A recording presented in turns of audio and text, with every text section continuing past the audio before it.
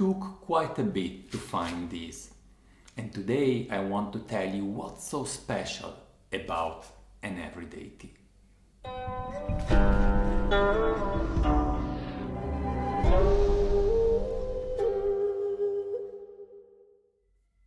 This is nannuoshan. I'm Gabriele. When you look online for Hojicha, all you find is tons of photos of baking powder. This is the recent invention, come with the trend of matcha. And you also find a lot of twig and stem tea and rougher, larger leaves. Of course, all dark because Hojicha is roasted. To understand why you can find almost only those type of leaves, we have to go back a century. We have to go back to the 20s, between the First and the Second World War, and let's say we are in Japan, in Kyoto, but could be any other place in Japan, and you have troubles. Why you have troubles? Because you are a farmer, you are a local farmer, and after the First World War, there has been a decline in tea export in Japan. In the US, for example, they have been starting also drinking darker tea, black tea from India, from Sri Lanka, and the demand in Japanese green tea is just declining. You are at the end of the season, you have tons of fresh green tea, and you don't know what to do with it. Let's roast it. With the roasting, you remove the astringency and the grassiness that makes Japanese green tea so famous and peculiar, but you add new tasting compound, the roasting. And besides that, you are able to store it for longer. Because if you don't keep such a fresh green tea in the fridge, especially Japanese that is heated at low temperature, steamed, after a year, it doesn't have that freshness anymore and you cannot really sell it. So that's how, about a century ago, Hojicha came to exist. And what was the tea that they were roasting at that time? It was just low-grade tea for export. Kukicha, so stem and twigs, and also bancha, rougher leaves from second flush summer harvest. And this tradition remained today because already at that time, the tea became quite popular and became popular among the lower class, the low income class in Japan. Remember, we are between the wars, it's not really a prosperous time. And it's a tea for everyday drink. It's the tea that you drink while you go to work, while at work, when you read a book, just on the side.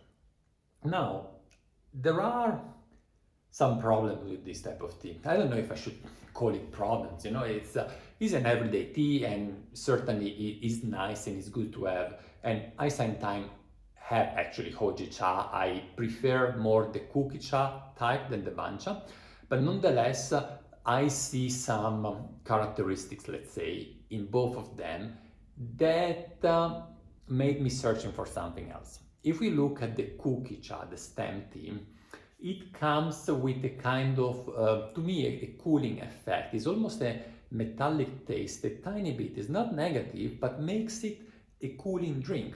Also because most of those stems are not really roasted for long enough, and since they are relatively thick, they remain a little bit green, a little bit fresh.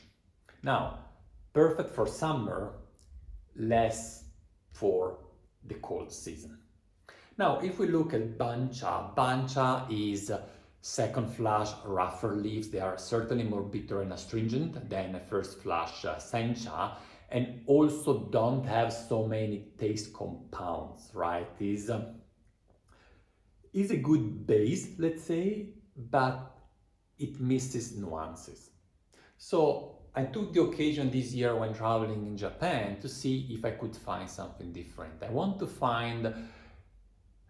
find a first flush, a spring tea that was roasted, not too much, not too little. So I wanted it to be completely roasted, but at the same time without any burn or smoky taste to it. And I wanted a somewhat good quality leaf. Now, at the same time, well, let's have a look at the leaves first.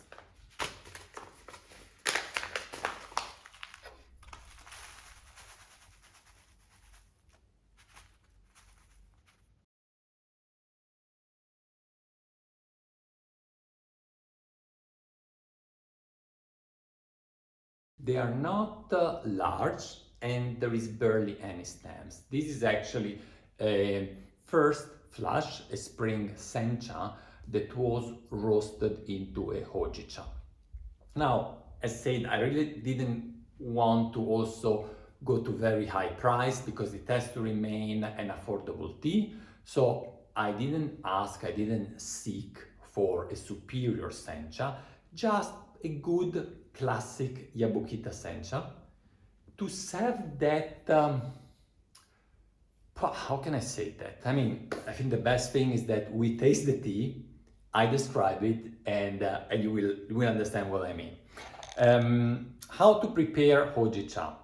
First of all, quantity. I usually go for about 2 gram for 100 milliliters. It might sound little, but remember that this is a tea that releases quite fast taste. It doesn't go through a lot of steepings. So I will go, this is a 70 milliliter pot.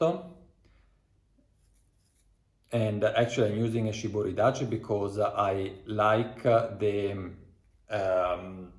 sencha feeling to it. So I'm using actually my sencha brewing vessel for this.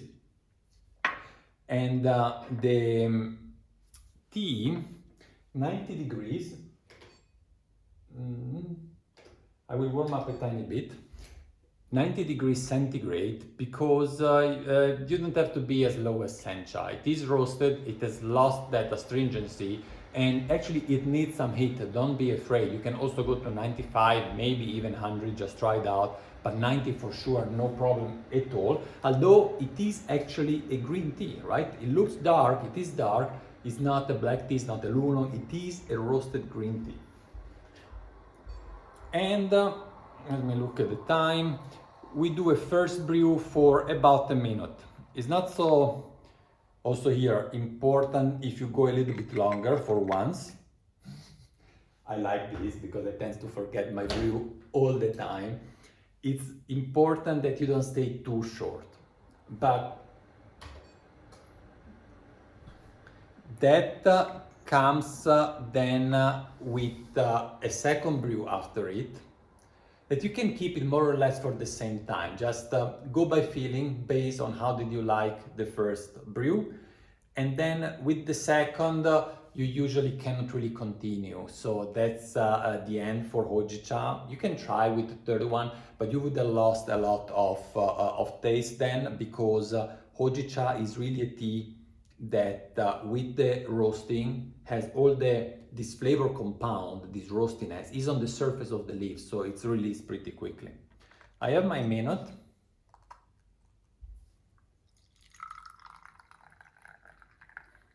As you can see, the color is clearly amber, clearly dark, but not overly dark, right? This is a sign of good oxidation without green to it, and also the leaves look fairly dark. I would have poured it actually directly in this large cup, but I used the Gondo Bay just to show you the brew. Cheers.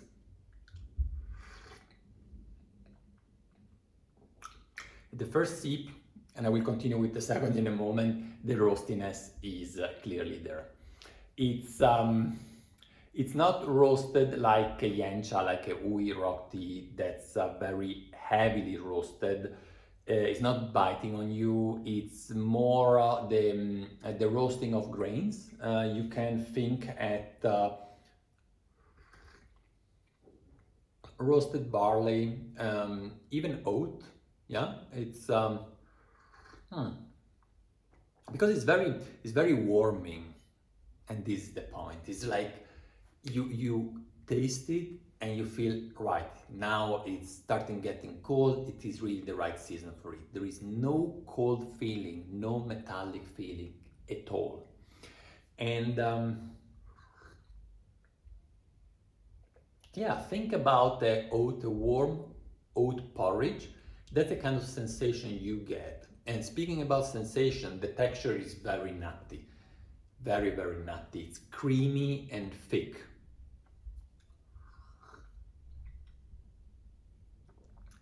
but it's also delicate at the same time. You have a tiny bit of cinnamon that you are very unlikely to have in any stem tea or a rough bancha, and a little bit of coffee. Mm, it's like a latte.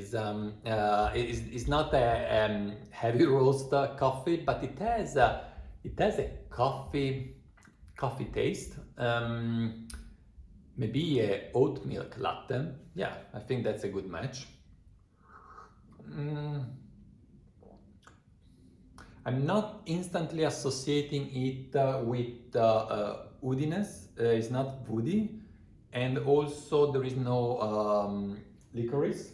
Sometimes you have in Hojicha a licorice taste, which is some maybe, yeah, for me more cooling. So it's actually good that it's not there in this one.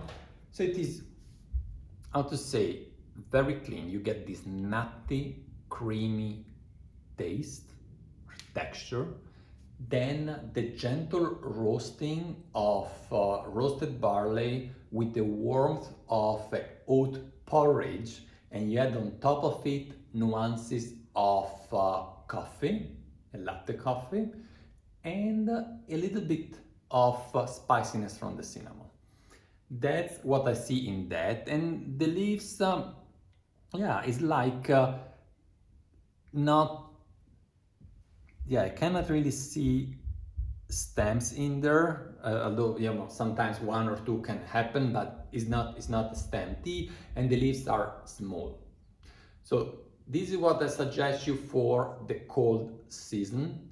Go for a real leaf, Hojicha, and not for a stem tea. Reserve the stem tea for the summer, and bancha can be fine, by the way. I mean, there are also different grades of bancha, and we have also some experience in that. I have one that I suggest you. I put a link on the screen. But besides that, generally speaking, bancha is certainly lower grade than sencha, right? They are, you know, almost touching. Maybe there is a certain level of overlap sometime, but if you think about a summer harvest and a spring harvest, then there is no overlap. That's two separate flushes, and this one is a first flush. Now, probably I spoke for more than a minute. Well, you know me. That's how it is.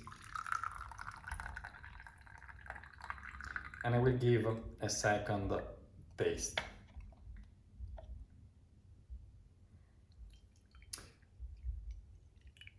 Yeah, let's see.